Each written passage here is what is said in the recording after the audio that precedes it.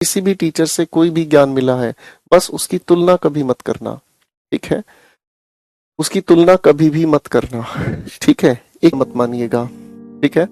एक छोटी सी बात कहूंगा, इस बात का बिल्कुल बुरा मत मानिएगा। आपको मुझसे जो भी ज्ञान मिला है या किसी भी टीचर से कोई भी ज्ञान मिला है, बस उसकी तुलना कभी मत करना, ठीक है? उसकी तुलना कभी भी मत करना, ठीक है?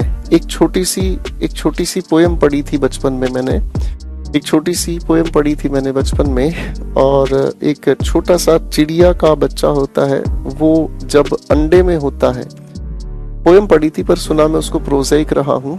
तो वो जब अपने अंडे में होता है तो उस अंडे को सोचता है, गोल है अंडा, इसमें ये जो लिक्विड है, और फिर आखिर में लाइन कहता है बस इतना सा ही है संसार। कुछ समय बीतता है, वो बच्चा बड़ा होता है, अंडे फूट कर बाहर आता है और घोंसले में रहता है, घोंसले को चारों ओर देखता है, निहारता, कहता है बस इतना सा ही है संसार, ठीक है? एक दिन वो डाली पर पैदल चल के चला जाता है तो कहता है बस इतना सा ही है संसार। फिर एक दिन, जिस दिन वो अपनी उस डाली से छलांग लगा लेता है, तो जब उड़ना शुरू करता है और पंख फैलाकर आसमान की ऊंचाइयों में उड़ता है, तब कहता है कि बहुत बड़ा है संसार। तो ये जो मैंने आपको छोटी सी पोएम प्रोज़ाइक सेंस में सुनाई, इसका ही मीनिंग है कि जो पढ़ने वाले जो लोग हैं वो कहीं ना कहीं अपने दायरे फिक्स कर लेते हैं, और वो दायरे ऐसे फिक्स कर लेते हैं, उन्हें ये महसूस होता है कि शायद बस इतना सा ही है संसार। अरे भाई, संसार इतना नहीं, संसार बहुत बड़ा है। ठीक इसी तरीके से रिसर्च के दायरे बहुत बड़े हैं। आप जब डॉक्ट्रिनल ग्रामर पर जाते हो तो वहां इतने ज्यादा बड़े लेवल पर आपको कंफ्यूजन देखने को मिलती है, ठीक है ना जी? तो वहां बहुत कुछ बर्बादी मिल जाती है। बर्बादी इन द सेंस, आपको ये लगता है यार आज तक तो हम झूठ पढ़ रहे थे। दूर मत जाओ, अपनी ही क्लास में आओ, अपनी ही क्लास में जिसमें आप पढ़ रहे हो, ठीक है ना जी? आप जब नाउन से पढ़कर प्रेपोजिशन पर पहुंचे, तब आपने ये समझा कि नाउन के अंदर तो बहुत सारा झूठ पढ़ाया गया, प्रेपोजिशन जस्टिफाई कर रहा है ना?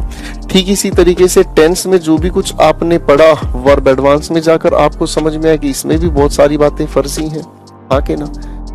ठीक है? तो जैसे जैसे बेटा आप आगे बढ़ते जाते हो ना, वैसे वैसे आपके सच बदलते चले जाते हैं, ठीक है ना जी? इसीलिए एक बात हमेशा याद रखना, नो ट्रुथ इज अल्टीमेट।